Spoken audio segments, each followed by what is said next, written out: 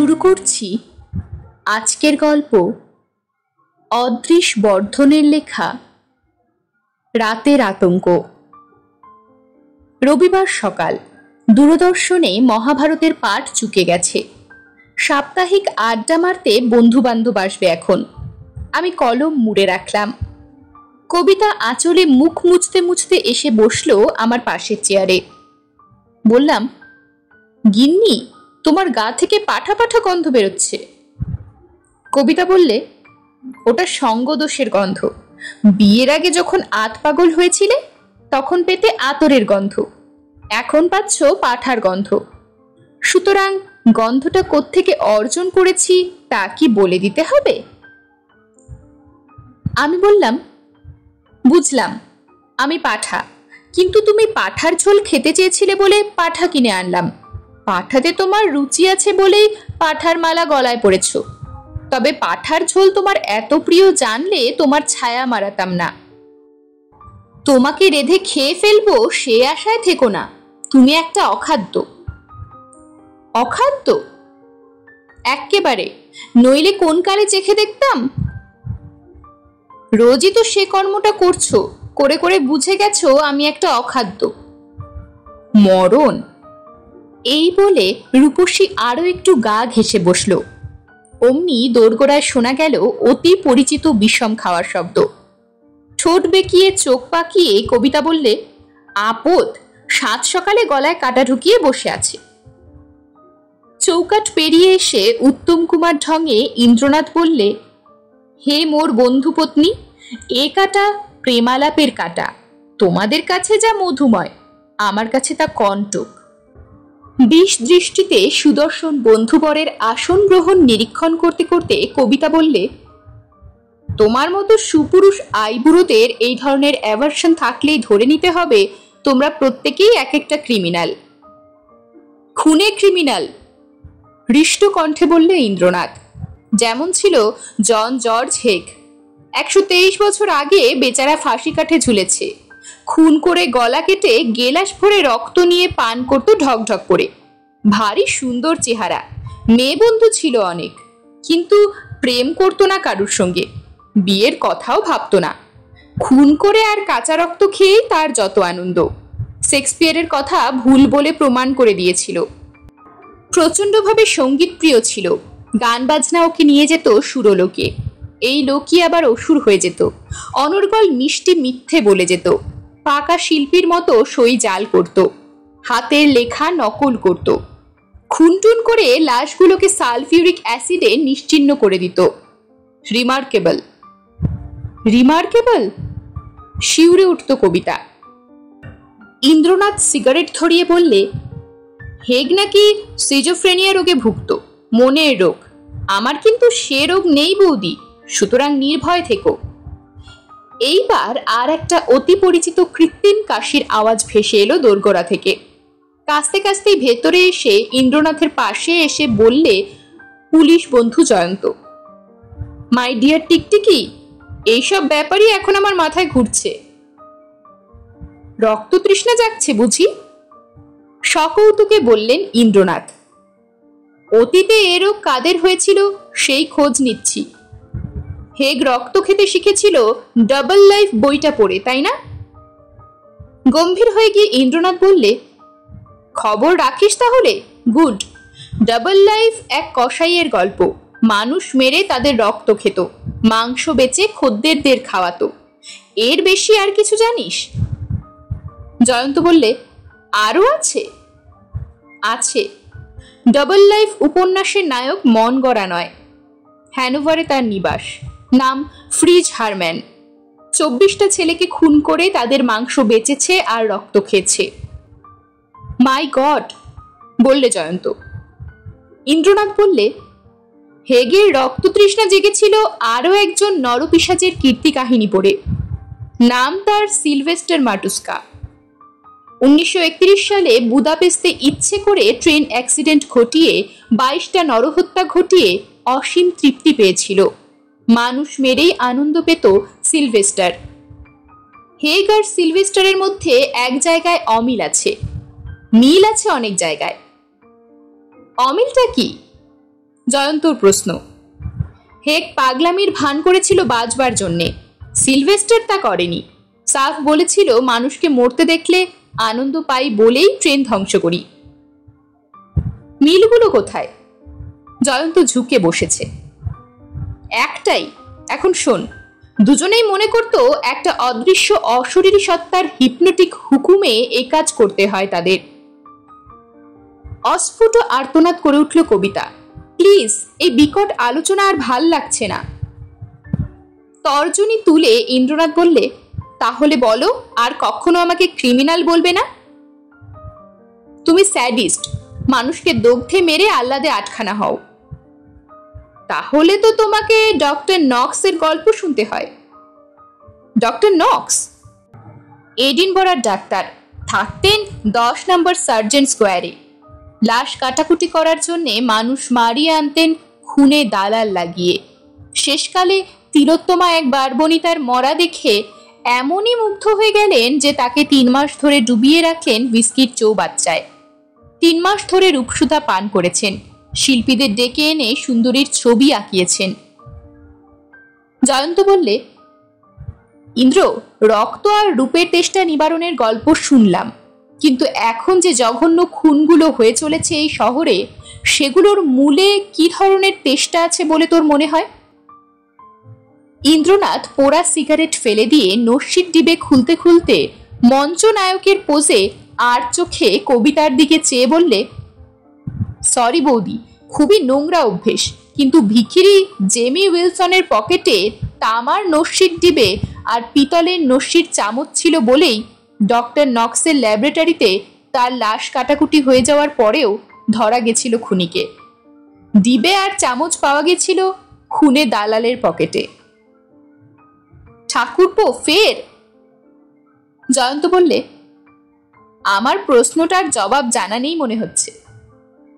ইন্দ্রনাথ বললে, সত্যি জানা নেই জয়ন্ত, থাকলে এই নারকীয় কাণ্ড বন্ধ করতে আগে কোমর বেঁধে লাগতাম আমি। আবার কার মাথা ছাতু হলো? এমন সময় ঘরে ঢুকলো লোকনাথ পাল, ট্রাফিক পুলিশের ওসি। যেমন টল তেমনি হ্যান্ডসাম, যেন পাথরের গ্রিক মূর্তি হঠাৎ প্রাণ পেয়েছে। 2 চোখ আশ্চর্য শান্ত, ঠোঁটের কোণে কোণে হাসির ঝিলমিল। ঈর্ষাকাতর মহলে শোনা যাচ্ছে ডিসি ট্রাফিক তাকে আরো উপরে তুলবেন ঠিক করে রেখেছেন। লোকনাথ বললে, হ্যালো বৌদি, জয়ন্তদা এখানে কফি খেতে এসেছে শুনেই ভটভটি নিয়ে চলে এলাম। ইন্দ্রদা, এবার মাথা গুড়লো যার, সে নিজেই পাগল, বয়স 30ও ছাড়ায়নি। নার্সিংহোম থেকে পালিয়ে এসে ঘুমিয়ে পড়েছিল ফুটপাতে। রাতের আতঙ্ক যথারীতি তার মাথার ঘিলু বের করে নিয়ে গেছে। কোথায়? নস্যি নেওয়া শেষ করে বললে ইন্দ্রনাথ, এখান থেকে মিনিট 10 পথ, যাবেন? ডেড বডি এখনো পড়ে রয়েছে। উঠে দাঁড়ালো ইন্দ্রনাথ, সেই সঙ্গে আমি আর জয়ন্ত। ফ্যাকাশে মুখে বসে রইল কবিতা। কিন্তু অতবেলা পর্যন্ত মরা ফেলে রাখে না পুলিশ। ফটোগ্রাফাররা এসে পড়ার আগে লাশ পাচার হয়ে গেছে। পুলিশের লাল মোটরসাইকেল দেখে ভিড় যেন আরো বাড়ল। ইঞ্জিন চালু রেখে লোকনাথ বললে, মর্গে যাবেন? ইন্দ্রনাথ বললে, তাই চল। আমি বললাম, তাহলে আমি বাড়ি যাই। যা, গিয়ে পাঠার ঝোল খা আর বউয়ের মুখ নাড়া, বলে আমাকে ঠেলে বাইক থেকে নামিয়ে দিল ইন্দ্র। লাশ কাটা টেবিলে শোয়ানো মরাটার দিকে কিছুক্ষণ চেয়ে থেকে ইন্দ্রনাথ বলেছিল, হা ঘরের ছেলে বলে তো মনে হচ্ছে না। সত্যিই তাই, করটে গুড়িয়ে ঘিলু বেরিয়ে গেলেও চোখ মুখের গড়নে শিক্ষা দীক্ষার ছাপ রয়েছে। গায়ের রং ময়লা হলেও চামড়ার কোথাও ময়লা নেই। গালে সামান্য দাড়ি, দিন কয়েক কামানোর জন্যে। ঠোঁটের আর নাকের ধারে বুদ্ধির ছাপ রয়েছে। লোকনাথ বলেছিল কেয়াতলার পবন নার্সিংহোমে ছিল, মেন্টালি ডিরেঞ্জড। পকেটে কার্ড দেখে বুঝলাম। প্রথম তুই দেখেছিলি?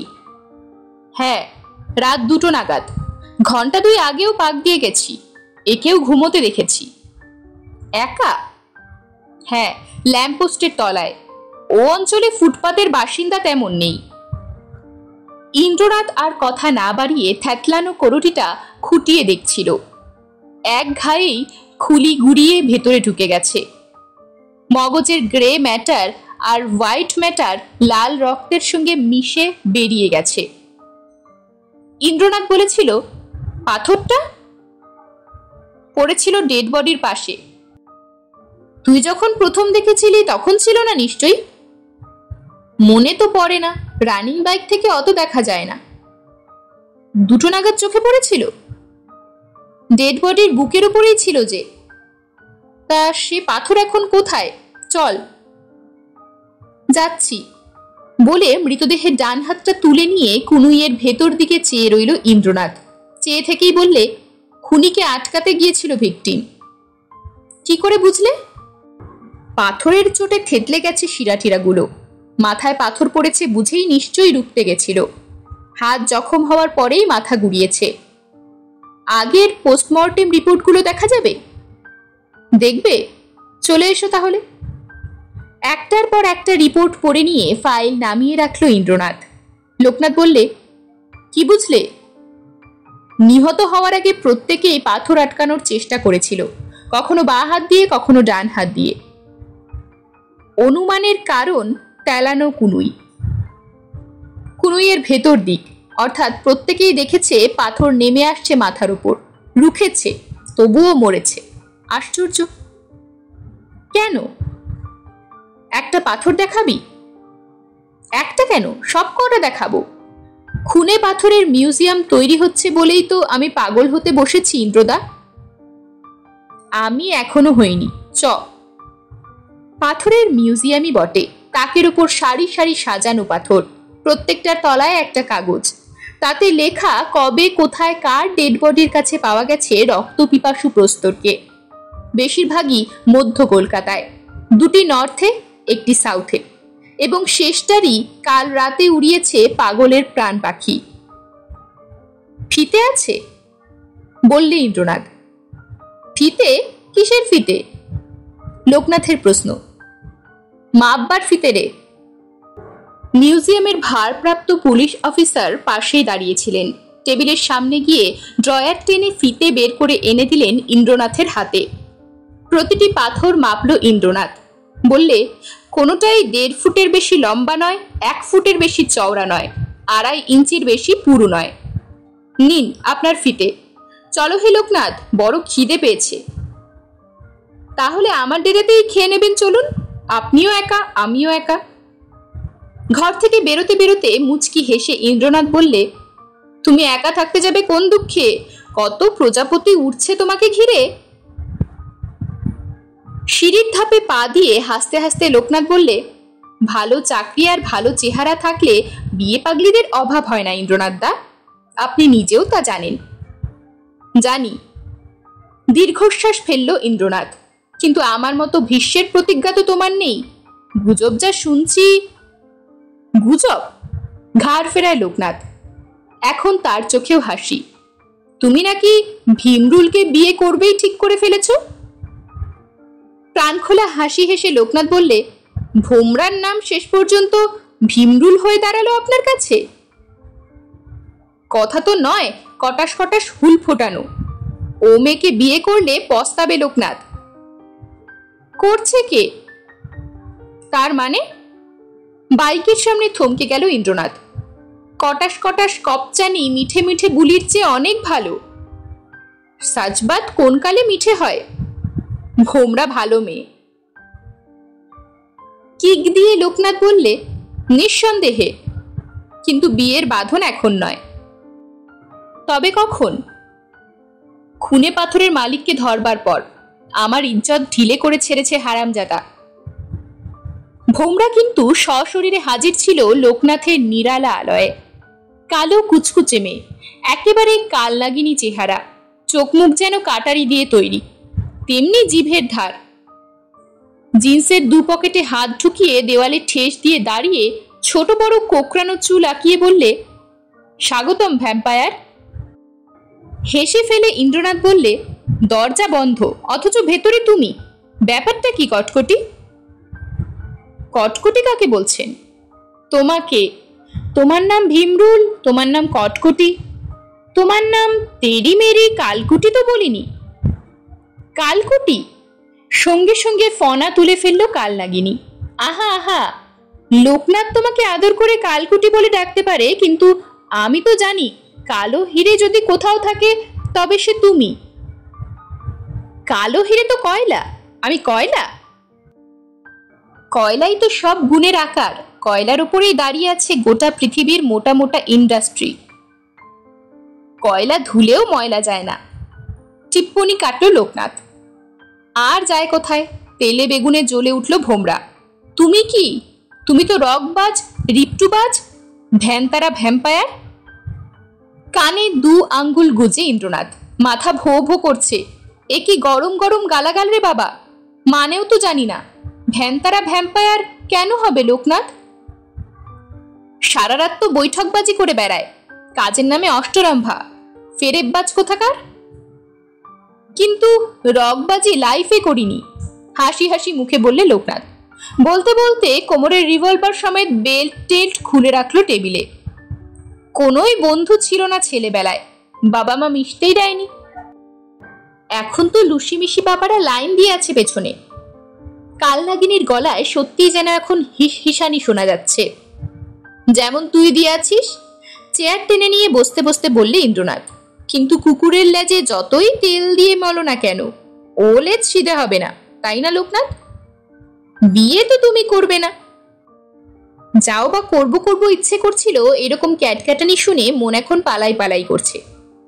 শার্টের বোতামে হাত দিল লোকনাথ। রান্নাঘরে যাও না কালকুটি, দেখছো না জামা খুলছি? অট্টহাস্যে ঘর ফাটিয়ে দিয়ে ইন্দ্রনাথ বললে, এই জন্যেই তো তোর ভাবি স্বামী বলে তোকে বিয়ে করবে না। ইস, আমি ছাড়া ওর গতিই নেই। জানেন না তো মেয়ে মহলে ওর কি নাম? কি নাম রে? রূপকুমার দা ইম্পোর্টেন্ট।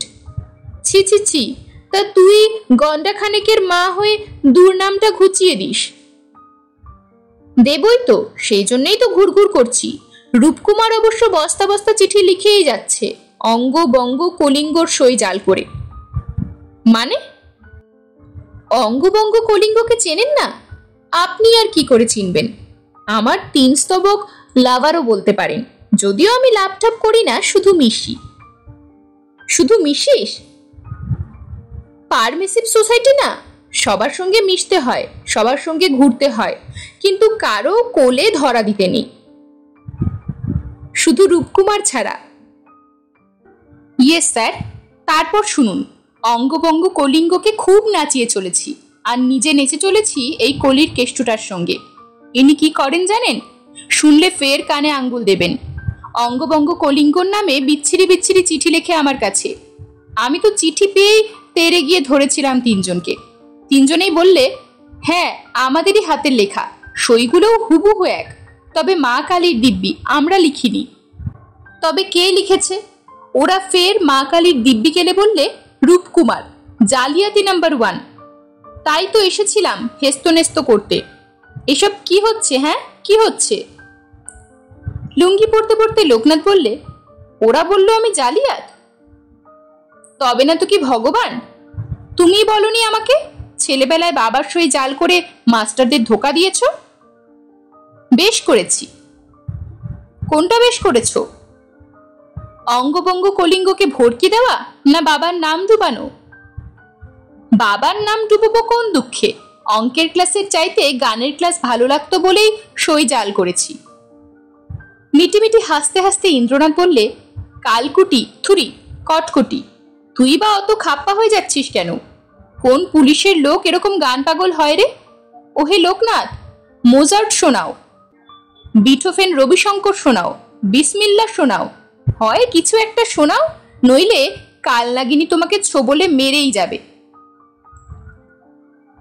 ঢোড়া সাপের বিষে আমার কচু হবে বলে একটা ক্যাসেট বেছে নিয়ে স্টুডিওতে ঢুকিয়ে দিল লোকনাথ। ঘর গম গম করে উঠল পাগল করা সুরের ইন্দ্রজালে। সঙ্গে সঙ্গে চোখের তারা ছোট হয়ে এলো ভোমরার। বললে অন্য সুরে, এই সুরটাই সেদিন তুমি অর্গানে তুলেছিলে না? লোকনাথের চোখেও যেন ঘোর লেগেছে, গলার স্বরে তার রেশ ভেসে ওঠে। হ্যাঁ, মোজার্টের সবচাইতে ফেমাস সুর। যতবার শুনি মনে হয় আমি এই জগতে আর নেই। ইন্দ্রনাথ বললে, আপাতত এই জগতেই থাকো, কেননা আমার খিদে পেয়েছে। তাই তো খিদে নিয়েই তো আপনি এসেছেন। ভোমরা, ও ভোমরা, দুটো ভাত ফুটিয়ে দেবে? মাংস করাই আছে ফ্রিজে। আমি পারবো না। তবে আমার গিন্নি হবে কি করে? ও, গিন্নি হব কি তোমার রাঁধুনিগিরি করবার জন্যে? তোমাকে চোখে চোখে রাখতে হবে না? ঠিক যেমন এখন রেখেছিস, বলে ইন্দ্রনাথ। এখনো কিন্তু বলিসনি ঘরে ঢুকলি কি করে? নাইট লেচের চাবি নিশ্চয়ই কাছে রাখিস। ঠোঁট উল্টে ভোমরা বললে, রাখতে হয় বই কি, নাইট বার্ডকে ফলো করার জন্যে অনেক কিছুই করতে হয়। বেশ বেশ, সেই জন্যেই রূপকুমারকে তোমার পুরো চেনা হয়ে গেছে। ঠিকরে গিয়ে ফ্রিজ খুললো ভোমরা এক ঝটকায়। এই তো রয়েছে ব্রেড, এই তো রয়েছে মুরগির কারি। ব্যাস, আর কি চাই? এসো বসো হে রূপকুমার। লোকনাথ বললে, আগে গেস্ট দুজনের উদর ঠান্ডা হোক, আমি আসছি টয়লেট ঘুরে। হোল নাইট লাম্পট্ট করে এসেছো তাই তো, নিশাচর বাদুর কোথাকার, বলে ঘটাং ঘটাং করে টেবিল সাজাতে শুরু করলো ভোমরা। ইন্দ্রনাথ নস্যির ডিবে খুলতে খুলতে ঘরের জিনিসপত্র দেখতে লাগলো। পুলিশম্যানের ন্যাড়া ঘর, দেওয়ালের তাকে খানকতক বই আর ম্যাগাজিন, একটা ইংরেজি বই হেগের জীবন কাহিনী, একটা কালো ট্রাঙ্ক কাঠের টেবিলের ওপর, সিঙ্গেল খাটের সাদা চাদর লাটঘাট হয়ে রয়েছে, ঘরের কোণে টানা দড়িতে ঝুলছে পুলিশি জামা প্যান্ট, নিচে একটা টুল, টুলের তলায় একটা বড় মুখ কাচের জার, তার মধ্যে তরল পদার্থের চর্বির মতো কি যেন ভাসছে। হেট হয়ে জারটা টেনে নিয়ে গন্ধ শুকে ইন্দ্রনাথ বললে, অ্যাসিড। ভোমরা বলে উঠল, কলতলার জিনিস কলতলায় রাখলেই হয়। এত অগোছালো ইন্দ্রদা, কি আর বলবো, এ লোককে কে বিয়ে করবে? কেউ নেই বুঝি? আমি তো আছি, কিন্তু খালি লেজে খেলছে। আপনিই বলুন, জোয়ান মানুষের জোয়ানি না থাকলে মানায়? খাটের ওপর বসতে বসতে ইন্দ্রনাথ বললে, তোদের মধ্যে মিল আছে একটা জায়গায়। কোন জায়গাটায়? পাউরুটি কাটতে কাটতে বললে ভোমরা। তোরা দুজনেই পাগল। আমার 14 পুরুষ পাগল নয়, কিন্তু তুই বদ্ধ পাগল, 1 নম্বর বিয়ে পাগল, আর তোর ভাবি বর গান পাগল। অমনি চোখে ঘোর এসে গেল ভোমরার। তা যা বলেছেন দাদা, এই কাঠখোট্টা বেটনবাবু খোদ রবিশঙ্কর হয়ে যায় ক্লাসিক্যাল মিউজিক শুনলেই। আমারও অবশ্য তাই হয়। সুতরাং পাগলে পাগলে মিলবে ভালো। বাথরুমের দরজা খুলে বেরিয়ে এসে তোয়ালে দিয়ে মাথা মুছতে মুছতে লোকনাথ বললে, আপনার পাগলি বোনকে বলে দিন খাওয়া দাওয়ার পর যেন কেটে পড়ে, টেনে ঘুম দিতে হবে। হঠাৎ করে ফনা তুলে ফেললো কাল নাগিনী, বয়ে গেছে তোমার সঙ্গে দুপুর কাটাতে। খাওয়ার টেবিলের চেয়ার টানতে টানতে ইন্দ্রনাথ শুধু বলল, নারদ নারদ। গভীর রাত, শহরের পথগুলো এখন খা খা করছে বললেই চলে। মাঝে মধ্যে একটা করে ট্যাক্সি উড়ে যাচ্ছে, তারপরেই আবার নিস্তব্ধ হয়ে যাচ্ছে চারিদিক। নৈশব্দ ভাঙল একটা মোটর সাইকেলের আওয়াজে। ধীর গতিতে রাস্তা কামড়ে ধরে গড়িয়ে যাচ্ছে চাকা দুটো, একচক্ষু দানবের চোখ জ্বলছে। অমাবস্যার রাতে আরো ধকধকে মনে হচ্ছে সেই চোখকে। মোড় ঘুরে দূর হতে দূরে মিলিয়ে গেল। প্রায় নিঃশব্দে গড়িয়ে আসা মারুতিটাকেই দেখা গেল এরপরেই। হেডলাইট জ্বলছে না, টিমটিমে সাইড লাইট দুটো কোনো রকমের নিয়ম রক্ষে করে চলেছে। আচমকা ব্রেক কষেই বায়ের গলিতে ঢুকে গেল ডিপ গ্রিন কালারের মারুতি। মোটর সাইকেলের আওয়াজটা শোনা গেল তারপরেই, একটু আগেই যেদিকে অদৃশ্য হয়েছিল। একচক্ষু ধীর গতি দ্বিচক্র দানব, এখন সেদিক থেকেই উল্কাবেগে ধেয়ে আসছে এই মোটর সাইকেল। আওয়াজের গভীরতা একই। 3.5 হর্স পাওয়ারের এই মডেল একটা কোম্পানি তৈরি করে ইন্ডিয়ায়। মোড় ঘুরেই গতি কমে এলো মোটর সাইকেলের। আস্তে ব্রেক কষল ল্যাম্পপোস্টের পাশে। চালক নেমে দাঁড়িয়ে স্ট্যান্ডে তুলে দিল ভারী যন্ত্রযান। পেছনের চাকার পাশের বাক্সে লাগালো চাবি। ল্যাম্পপোস্টের অত্যাধুনিক আলোয় বড় লোলুপ, বড় তৃষিত মনে হচ্ছে লোকটার 2 চক্ষু। চোখের পাতা তার নড়ছে না, শিকারী সাপদের মতোই অনিমেষে চেয়ে রয়েছে ফুটপাতে নিদ্রিত বাসিন্দাটির দিকে।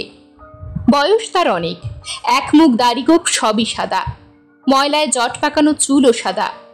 সুতো দিয়ে বাঁধা পুরু লেন্সের চশমাটা সযত্নে রেখেছে একরাশ বইয়ের পাশে। এই সেই পণ্ডিত পথের পাগল, যার ছবি কিছুদিন আগে বেরিয়েছিল খবরের কাগজে। সারাদিন রোদে বই মেলে পড়ে হেঁট হয়ে, রাতে ল্যাম্পপোস্টের আলোয়, তারপর ঘুমোয় ভোরের আলো না ফোটা পর্যন্ত।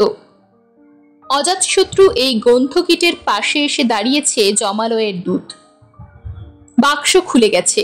ঘুমন্ত উন্মাদের দিকে দৃষ্টি নিবদ্ধ রেখে বাক্সের মধ্যে থেকে একটা পাথর টেনে বের করলো নিশাচর পিশাচ। এখন জ্বলছে তার চোখ দুর্নিবার আকাঙ্ক্ষায়, উদগ্র হয়ে উঠেছে শিরায় উপশিরায়। পাথরটা লম্বায় 1.5 ফুটের বেশি নয়, চওড়ায় 1 ফুটের বেশি নয়, 2.5 ইঞ্চির বেশি পুরু নয়। বলিষ্ঠ 2 লোমশ হাতে পাথর ধরে মোটর সাইকেলকে পাক দিয়ে ঘুমন্ত বৃদ্ধের দিকে এগোলো রাতের আতঙ্ক। আচমকা 2টো বলিষ্ঠতর হাত ছো মারল পেছন থেকে, ছিনিয়ে নিল পাথর। একই সঙ্গে আগন্তুকের চামড়ার হোলস্টার থেকে ছিনতাই হয়ে গেল রিভলভার। নল ঠেকল তারই পিঠে।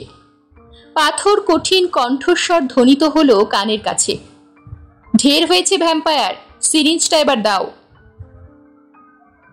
কবিতা বললে, আজ করলে কি করে? ইন্দ্রনাথ বললে, ক্যালকুলেশন করে। ধুত্তর তোমার ক্যালকুলেশন, ঝেড়ে কাশো ঠাকুরপো। আর্থার লা বার্নের লেখা হেগ the mind of a murderer বইখানা, তাকে যখন দেখলাম, কাচের জারে যখন অ্যাসিড চর্বি ভাসতে দেখলাম, তখনই আমার সন্দেহের প্রমাণ পেয়ে গেলাম। আরে গেল যা, সন্দেহটা তোমার মাথায় এলো কি করে? বৌদি, এই জন্যই বৈজ্ঞানিকরা বলেছেন মেয়েদের মগজের ওজন পুরুষদের চেয়ে কম। হ্যাঁ, বডি ওয়েটের সঙ্গে রেশিওটা ঠিকই আছে। কি বলছিলাম? সন্দেহ। হেগ একখানা উপন্যাস পড়ে আর জনা কয়েক জীবনী জেনে ঠিক সেই রকমই হতে চেয়েছিল। হেগের মতোই হাতের লেখা নকল করতে পোক্ত ছিল রাতের আতঙ্ক। হেগের মতোই ছেলেবেলায় তার বাবা মা সমবয়সীদের সঙ্গে তাকে মিশতে দেয়নি। হেগের মতোই সে সঙ্গীত পাগল, সুদর্শন, রমণী প্রিয়, অথচ বিবাহে নারাজ। সুতরাং হেগ তাকে ইন্সপায়ার করেনি তো। বাড়িতে দেখলাম হেগের চাঞ্চল্যকর জীবন কাহিনী। দেখলাম কাচের জারে সালফিউরিক অ্যাসিডে ইঁদুর গলানোর চিহ্ন। হেগও এইভাবে প্র্যাকটিস করেছিল। ঠিক এইভাবে সালফিউরিক অ্যাসিডে ইঁদুর ফেলে দিয়ে দেখতো গলে যায় কিভাবে। শুধু একটা ব্যাপারে মোডাস অপারেন্ডিতে ইমপ্রুভমেন্ট দেখিয়েছিল রাতের আতঙ্ক। হেগ রক্ত তৃষ্ণা মেটাতো শিরা কেটে গেলাস ভরে রক্ত নিয়ে। আমাদের এই রক্তলোলুপের তৃষ্ণা মিটত সিরিঞ্জ ভর্তি রক্ত টেনে নিয়ে কুনুইয়ের কাছে শিরা থেকে, তারপর পাথর দিয়ে ঘেতো করে দিত ছুঁচ ফোটানোর চিহ্ন। নিরক্ত মুখে কবিতা বললে, কিন্তু ওকেই ঠিক সন্দেহ করলে কেন? কেন রাতের পর রাত মারুতি নিয়ে পেছনে লেগেছিলে? কি বুদ্ধি, এখনো ধরতে পারলে না? সর্ষের মধ্যে ভূত থাকলে সেই সর্ষে পোড়ায় ভূত পালায় কি? রক্ষক যদি ভক্ষক হয়, আইন কি রক্ষে পায়? ভারী পাথর নিয়ে কোনো খুনি কি আজ সেন্ট্রাল, কাল নর্থ, পরশু সাউথে খুন করে বেড়াতে পারে? পাথরগুলো মাথায় বয়ে নিয়ে গেলেও তো টহলদার ট্রাফিক সার্জেন্টের চোখে পড়বে। তবে কি করে বয়ে নিয়ে যাওয়া হচ্ছে? মারণ প্রস্তর হাতিয়ার, রক্ষকদের বাহনে নয় তো। কিন্তু এক এরিয়ার ট্রাফিক সার্জেন্ট অন্য এরিয়ায় যায় কি করে? আজ মধ্য, কাল উত্তর, পরশু দক্ষিণ করে বেড়াচ্ছে কি করে? সারা শহরে টহল দিয়ে বেড়ানোর এমন অবাধ অধিকার থাকে কার? এমন একজন অফিসারের যার কাজের পরিধি সারা শহর জুড়ে। খোঁজ নিয়ে জেনে গেলাম, ঠিক যে যে রাতে পাথর নেমে এসেছিল পথের ঘুমন্ত মানুষের মাথায়, ঠিক সেই রাতে নাইট ডিউটি নিয়ে শহর তোলপাড় করেছে আমাদের এই রাতের আতঙ্ক।